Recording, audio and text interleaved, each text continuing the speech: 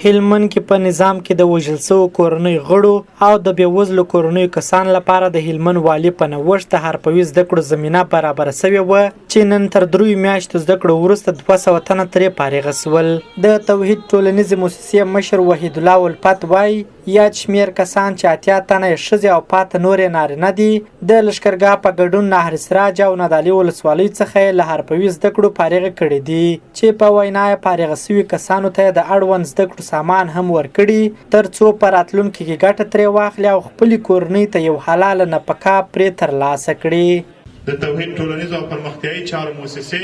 د هلمند ولایت مقام په همکارۍ باندې د حرفوي زده کړو د پروګرام درې میاشتنی تړون لاسلیک کړی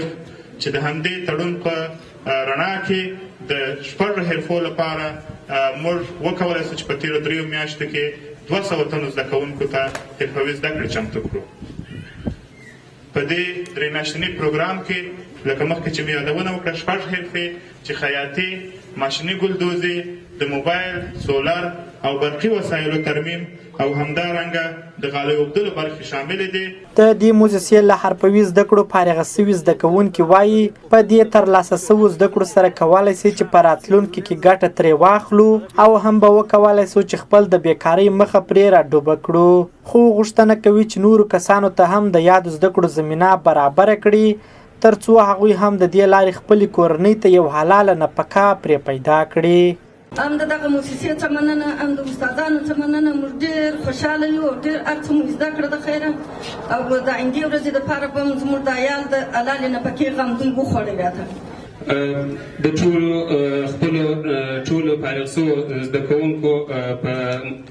ملاتړ باندې او د دوی په نمایندګۍ باندې د دې پروسې د لا جریان غوښتنه کوو. دغه راز د هلمند والي بیا وایي دا دوهم پړاو دی چې د توحید پرمختیایي چارو موسسې سره په ګډه د نظامي وژل شوو کورنیو غړو او نور اړمنو کسانو ته 3 میاشتنی کورس جوړیږي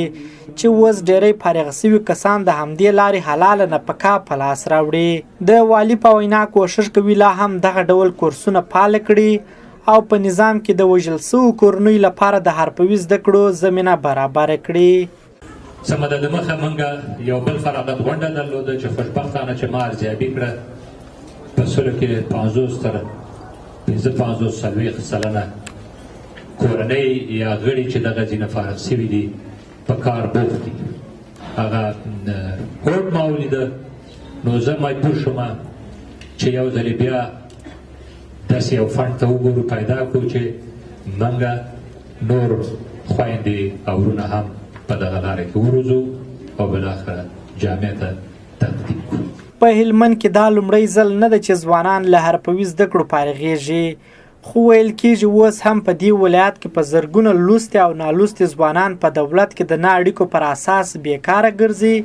چې کورنۍ له سخت اقتصادي حالت سره مخ ده.